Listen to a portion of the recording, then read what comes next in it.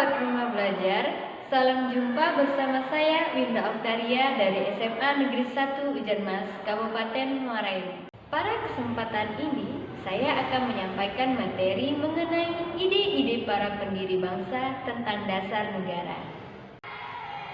Setelah materi ini disampaikan, saya berharap sahabat rumah belajar dapat mengidentifikasi cara pandang para pendiri bangsa tentang rumusan dasar negara. Di gedung inilah Presiden Soekarno untuk pertama kalinya menyampaikan 5 sila yang menjadi dasar negara Indonesia.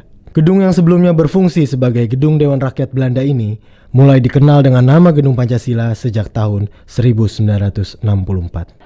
Sahabat rumah belajar, mari kita mengingat kembali peristiwa-peristiwa penting persiapan jelang kemerdekaan.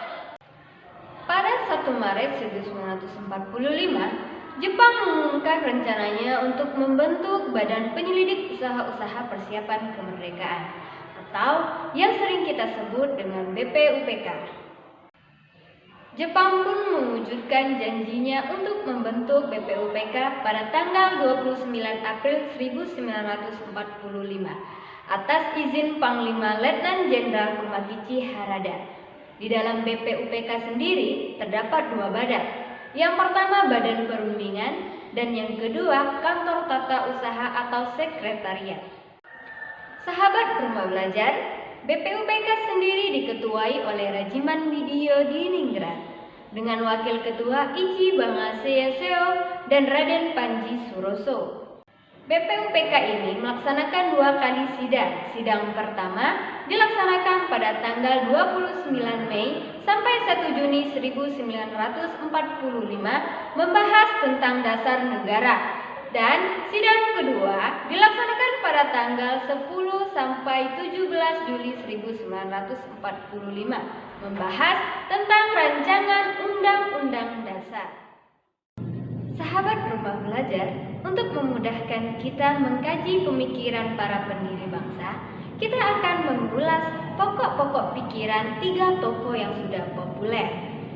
Yang pertama, Muhammad Yamin, kedua, Supomo, dan yang ketiga, Insinyur Soekarno. Bapak Muhammad Yamin salah satu tokoh yang menyampaikan pidato pada sidang pertama BPUPK. Bapak Yamin menyampaikan 5 poin yang menjadi dasar pembentukan dasar negara, yaitu pri kebangsaan, pri kemanusiaan, pri ketuhanan, pri kerakyatan, dan kesejahteraan rakyat. Selain itu, Bapak Yamin disebutkan membuat konsep tertulis tentang Indonesia Merdeka yang isinya berbeda dengan isi pidatonya.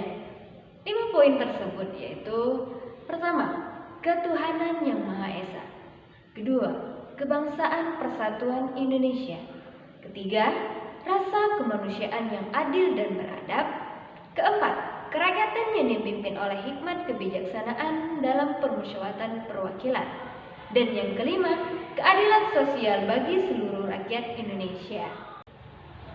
Tokoh penting selanjutnya yaitu Bapak Supomo. Pada tanggal 31 Mei 1945, Bapak Supomo menyampaikan pidatonya.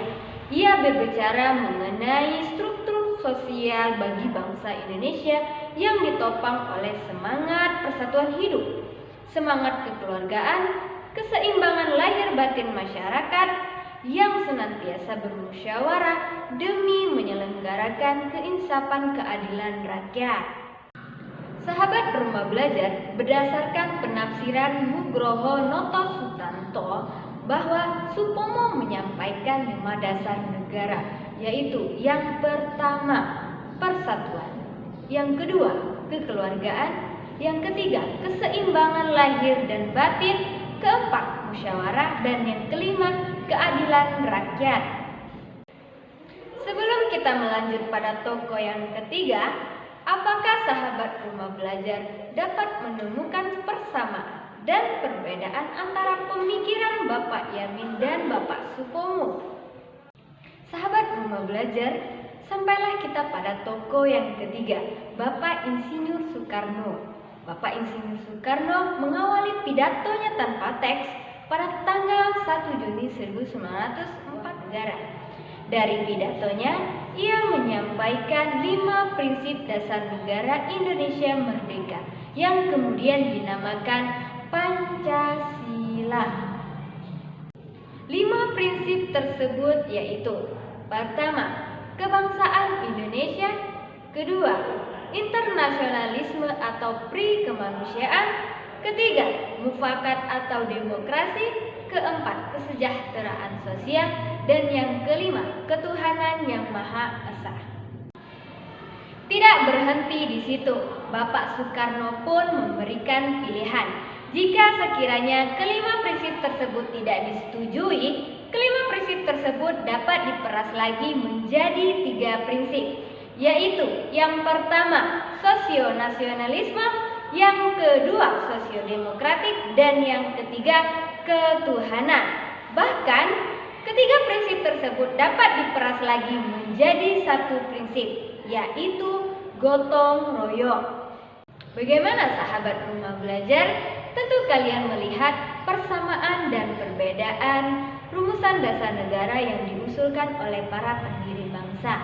Dengan ini, kalian dapat mengidentifikasi cara pandang para pendiri bangsa tentang dasar negara itu sendiri.